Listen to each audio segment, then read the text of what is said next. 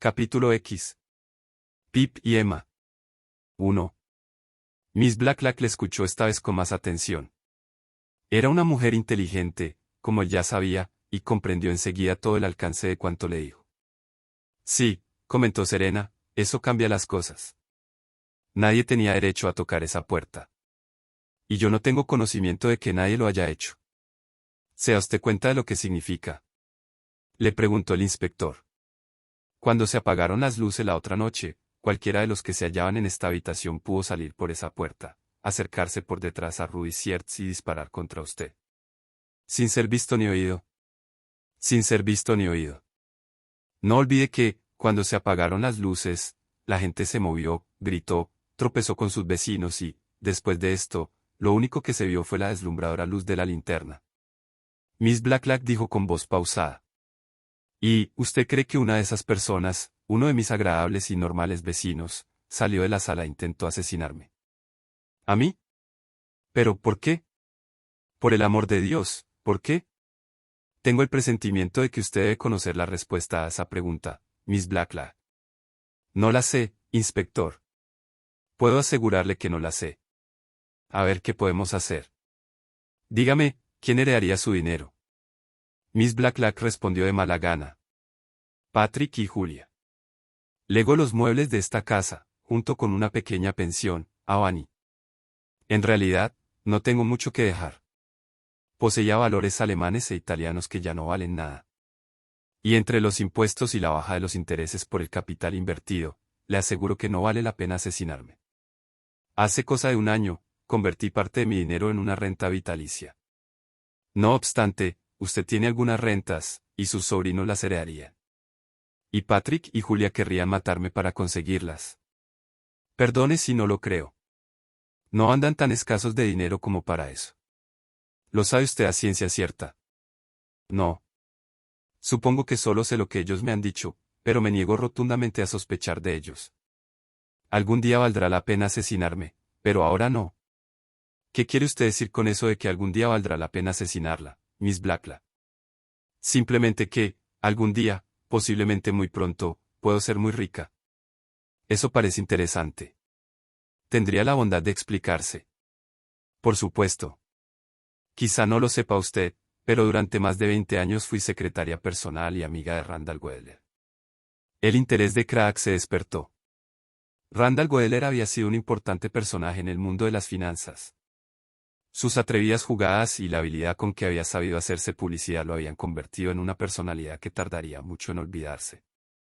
Había muerto, si a Craig no le fallaba la memoria, en 1937 o 1938. Es anterior a su época, supongo, dijo Miss Blacklock, pero seguramente alguna vez habrá oído hablar de él.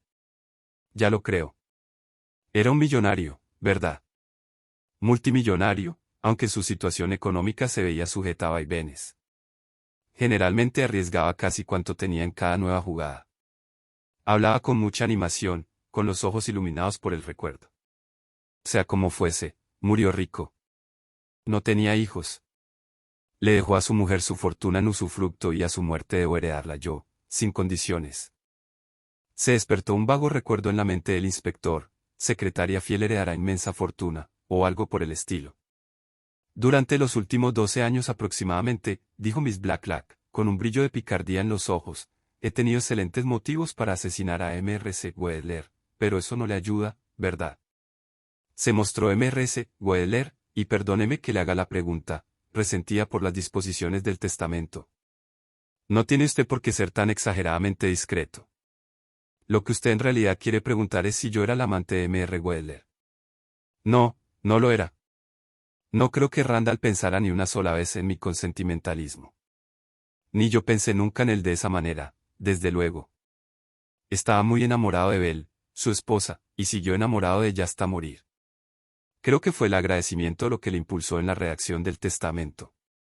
Verá, inspector, muy al principio, cuando Randall bailaba en la cuerda floja, estuvo muy cerca del desastre. Todo dependía de unos cuantos miles de libras en dinero efectivo. Se trataba de una gran jugada y muy emocionante, atrevida como todas las suyas, pero le faltaba esa pequeña cantidad para aguantar. Yo acudí en su auxilio.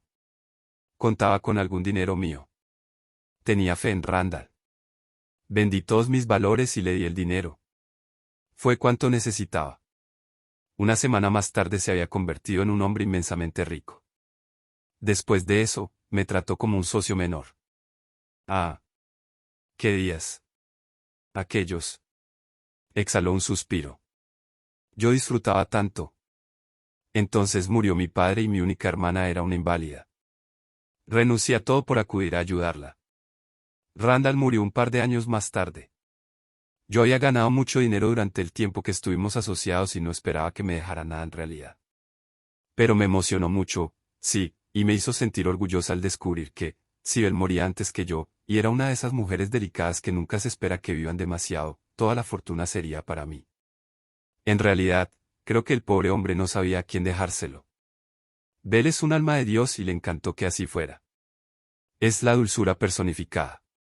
Vive en Escocia. Hace años que no la veo. Nos limitamos a escribirnos por Navidad. Yo me marché con mi hermana a un sanatorio en Suiza antes de la guerra. Allí murió de tuberculosis. Guardó silencio unos instantes. Luego dijo: regresé a Inglaterra hace poco más de un año. Dijo usted que podría ser muy rica dentro de poco. ¿Más o menos cuándo? Recibí noticias de la enfermera que asiste a Belgoeller diciendo que empeoraba a ojos vista. El desenlace puede ser cosa de semanas. Poco representará el dinero para mí ahora, añadió tristemente. Tengo para cubrir mis necesidades, que son muy pocas. En otros tiempos me hubiera encantado especular de nuevo, pero ahora.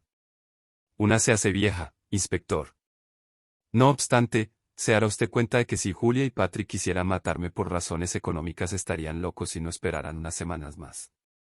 Sí, Miss Blacklock. Pero, ¿qué sucede si muere usted antes que Mrs. Weller?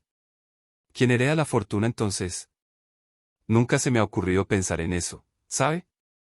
Supongo que Pip y Emma. Craddock la miró con sorpresa y Miss Blacklock sonrió. Me mira usted como si estuviese trastornada. Creo que, si muero antes que Belle, el dinero irá a parar a manos de la progenie legal, o como se llame, de la hermana única de Randall, Sonia. Randall había reñido con su hermana. Se casó con un hombre a quien él consideraba un malhechor o algo peor. ¿Lo era? Por supuesto, pero tengo entendido que a las mujeres les resultaba muy atractivo. Era griego, rumano o algo así. ¿Cómo se llamaba? Stanfordis, Dimitri Stanfordis. Randall Weller desheredó a su hermana cuando se casó con ese hombre. Oh, Sonia ya era muy rica. Randall le había regalado grandes sumas de dinero, pero de un modo que ella no pudiera tocarlo. Yo creo que, cuando los abogados le instaron a que agregara el nombre de alguna otra persona por si me moría yo antes que Belle, puso, de mala gana, el de la prole de Sonia, sencillamente porque no se le ocurrió nadie más y no es de los que dejan su dinero a beneficencia. ¿Y qué descendencia tuvo el matrimonio? Pip y Emma, contestó ella riendo. Ya sé que suena ridículo. Lo único que sé es que Sonia le escribió una vez a Belle después de su matrimonio pidiéndole que le dijera a Randall que era extremadamente feliz y que acababa de dar a luz mellizos y que los iba a llamar Pip y Emma. Que yo sepa, no volvió a escribir nunca más, pero él, claro está, quizá pueda decirle algo más. Miss Blacklock se había divertido con su relato. Sin embargo, el inspector no parecía divertido. La cosa se reduce a lo siguiente, dijo. Si lo hubieran matado a usted la otra noche, hay por lo menos 2 personas en el mundo, o así lo presumimos, que hubiesen heredado una cuantiosa fortuna. Está usted equivocada, Miss Blacklock, al decir que no hay nadie que tenga motivo alguno para desear su muerte. Hay 2 personas por lo menos para quienes eso tiene un interés vital. ¿Qué edad tendrán ahora los mellizos? Miss Blacklock frunció el entrecejo. Deje que piense. 1922. No, es difícil recordar. Supongo que unos 25 o 26, se puso seria, pero no es posible que usted crea. Creo que alguien disparó contra usted con la intención de matarla. Creo que es posible que esa misma persona o personas prueben suerte otra vez. Les recomiendo que tome todas las precauciones posibles. Se planeó un asesinato y fracasó. Creo muy posible que se prepare otro asesinato para muy pronto. 2. Philippa Haynes irguió la cabeza y se apartó un mechón de cabellos de la sudorosa frente. Estaba limpiando un cantero de flores. Diga, inspector. le miró interrogante. Craddock, a su vez, la escudriñó con más atención de lo que lo había hecho hasta entonces. Sí, una muchacha bien parecida, un tipo muy inglés, con su cabello rubio ceniza y el rostro alargado. La barbilla y la boca obstinadas. Una mujer un tanto reprimida, tensa. Los ojos azules, de mirada firme, no delataban nada. La clase de muchacha, pensó, que sabría guardar muy bien un secreto. Lamento molestarla cuando trabaja, Mrs. James, dijo, pero no quería esperar a que regresara usted para la comida. Además, se me ocurrió que resultaría más fácil hablarle aquí, lejos de Little Pax. Dígame, inspector. Ni pizca de emoción y poco interés en la voz. Pero, ¿había captado una nota de cautela o se lo imaginaba? Se me ha hecho cierta declaración esta mañana. Esta declaración está relacionada con usted. Philippa James enarcó muy levemente las cejas. Me dijo, Mrs. James, que Rudy Searles le era completamente desconocido. Sí. Que cuando lo vio allí muerto era la primera vez que le ponía la vista encima, ¿es así? Claro que sí, nunca le había visto antes. ¿No mantendría usted, por casualidad, una conversación con él en el invernadero de Little Pax? ¿En el invernadero? Estuvo casi seguro que había temor en la voz. Sí, Mrs. James. ¿Quién lo dice? Me han asegurado que habló usted con Rudy Searles, que le preguntó dónde podía esconderse, que usted le dijo que le enseñaría el lugar y que mencionó concretamente una hora, las 6:15. Serían aproximadamente las 6:15 cuando llegó aquí Searles desde la parada del autobús la noche del atraco. Hubo un momento de silencio. Luego Philippa se rió con desdén. Parecía hacerle gracia. No sé quién le dijo a usted eso, aseguró, aunque me lo imagino. Es un cuento ridículo, muy torpe, malintencionado, claro está. Por alguna razón, yo le resulto más antipática a Mitzi que todos los demás. Lo niega. Claro que lo niego. Nunca he conocido ni visto a Rudy Searles y no estuve ni siquiera cerca de la casa aquella mañana. Estaba aquí trabajando. El inspector Craddock preguntó suavemente. ¿Qué mañana? Todas las mañanas. Estoy aquí todas las mañanas, no me marcho hasta la 1. Es estúpido, agregó con desdén, hacer caso de lo que diga Mitzi. Miente por sistema. Y ahí tiene, dijo Craddock cuando se alejaba acompañado del sargento Fletcher. Dos jóvenes cuyos relatos se contradicen por completo. ¿A cuál de las dos he de creer? Todo el mundo parece estar de acuerdo en que esa muchacha extranjera dice muchas mentiras, contestó Fletcher. Sé por experiencia que a los extranjeros les cuesta menos trabajo mentir que decir la verdad. Parece claro que le tiene rencor a Mrs. James. Así que si estuviera en mi lugar, creería a Mrs. James. A menos que tenga usted motivos para hacer lo contrario. Y Craddock no los tenía, solo el recuerdo de unos ojos azules demasiado fijos y la facilidad con que habían escapado de sus labios las palabras, aquella mañana. Porque, que él recordase, no había dicho si la entrevista se había celebrado en el invernadero por la mañana o por la tarde. Sin embargo, Miss Blacklock, o si no Miss Blacklock, Miss Banner, podía haber mencionado la visita del joven extranjero que vino a mendigar el importe de su viaje de regreso a Suiza. Y Philippa James podría, por lo tanto, haber deducido que la conversación se había celebrado aquella mañana precisamente. Pero Craddock seguía creyendo que hubo cierto temor en su voz cuando preguntó, ¿en el invernadero? Decidió no decantarse por ninguna posibilidad de momento. 3. Se estaba muy bien en el jardín de la vicaría. Se había dejado sentir en Inglaterra una de esas súbitas olas de calor en pleno otoño. El inspector Craddock no lograba recordar nunca si era el veranillo de San Martín o el de San Lucas, pero sí sabía que resultaba muy agradable, y muy enervante también. Se sentó en la tumbona que le ofreció la enérgica Banch, a punto de marcharse a una reunión de madres y, a su lado, bien protegida por toquillas y con una manta grande alrededor de las rodillas, estaba sentada, haciendo media, Miss Marple. El sol, la paz, el acompasado ruido de las agujas de Miss Marple, todo se combinó para hacer que el inspector sintiera sueño. Y, sin embargo, al mismo tiempo, en el fondo de su mente experimentaba cierta sensación de pesadilla. Era como un sueño conocido, con una nota amenazadora que acababa trocando la apacibilidad en terror. No debería usted estar aquí, afirmó sin más. Las agujas de Miss Marple se detuvieron un instante. Los plácidos ojos azul porcelana lo contemplaron pensativos. Ya sé lo que quiere decir. Es usted un muchacho muy juicioso, pero no hay por qué preocuparse. El padre de Banch fue vicario de nuestra parroquia, un hombre muy erudito, y su madre, que es una mujer asombrosa, una verdadera potencia espiritual, ambos han sido amigos míos desde hace mucho tiempo. Por tanto, resulta lo más natural del mundo que si estoy en Medenham venga a pasar una temporada con Banch. Oh, es posible, dijo Crack. Pero no ande usted husmeando por ahí. Tengo el presentimiento de que es peligroso. Miss Marple sonrió levemente. Pero me temo, replicó, que nosotras, las viejas, siempre chismorreamos. Resultaría mucho más extraño y mucho más llamativo que no lo hiciese. Preguntas acerca de amigos mutuos que se hallan en distintas partes del mundo. Si se recuerda a fulano de tal. Si se acuerda usted de con quién se casó la hija de Lady cual. Todo eso ayuda, ¿no? ¿Ayuda? Murmuró el inspector sin comprender. Ayuda a descubrir si la gente es, en efecto, todo lo que pretende ser. Agregó Miss Marple. Y prosiguió. Porque eso es lo que le tiene a usted preocupado, ¿no? Cómo ha cambiado todo desde la guerra. Fíjese en este lugar, en Chipping Cleghorn. Se parece a ese Temerimead, mi lugar de residencia. Hace 15 años, una sabía quién era todo el mundo.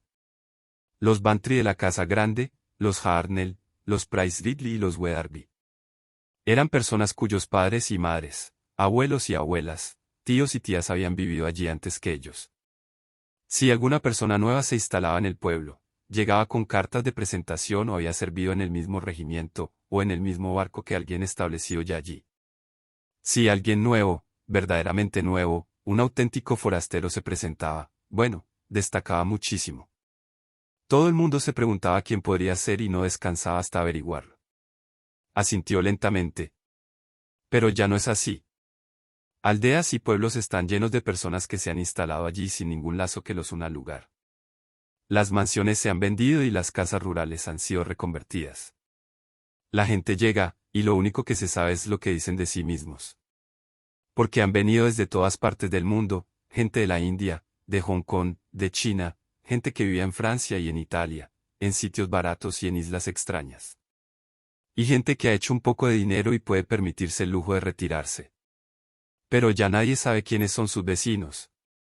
Puede uno tener piezas de bronce de Benares en su casa y hablar de Tiffin y Chota Asri, y se pueden tener cuadros de Taormina y hablar de la iglesia anglicana y de la biblioteca, como Miss Hinchcliffe y Miss Murgatroyd.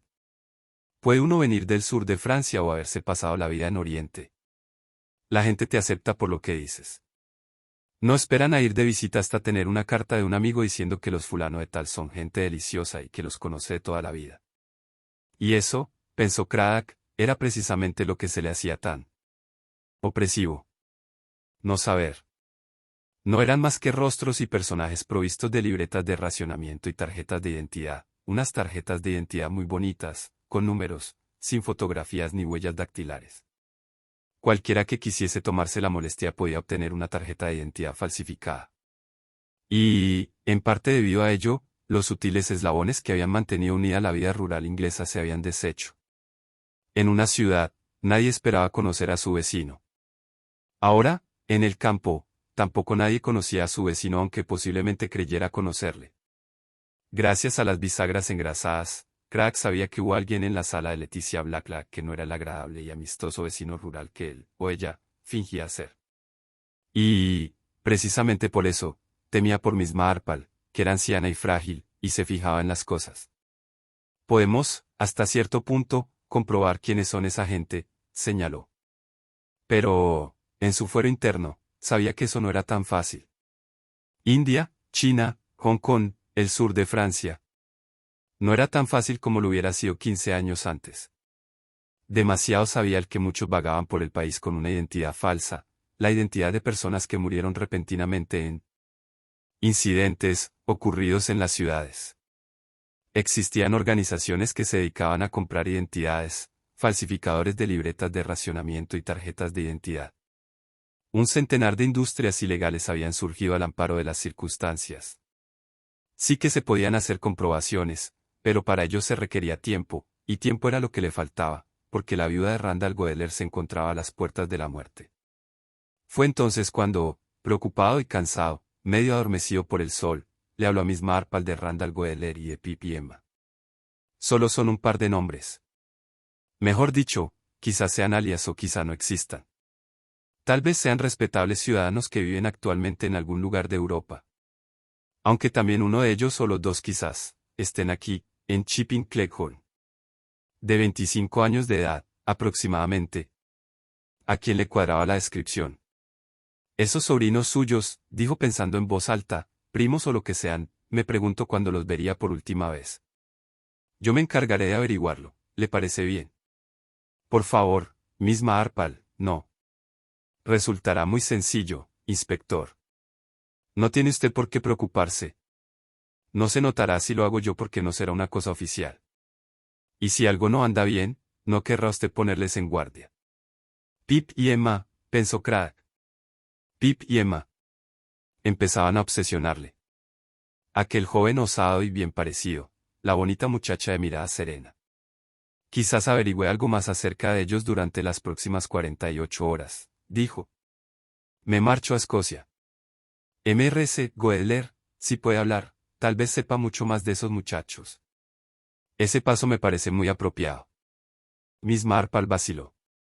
Luego, tras una pausa, murmuró, espero que le habrá dicho usted a Miss Blacklock que ande con cuidado. La he avisado, sí. Y dejaré aquí a un agente que vigile sin llamar mucho la atención. Esquivó la mirada de la anciana, que decía bien a las claras que de poco serviría a un agente si el peligro se encontraba dentro de la casa. Y recuerde, añadió Craig mirándola de hito en hito, que ya la he avisado a usted. Le aseguro, inspector, que sé cuidarme muy bien.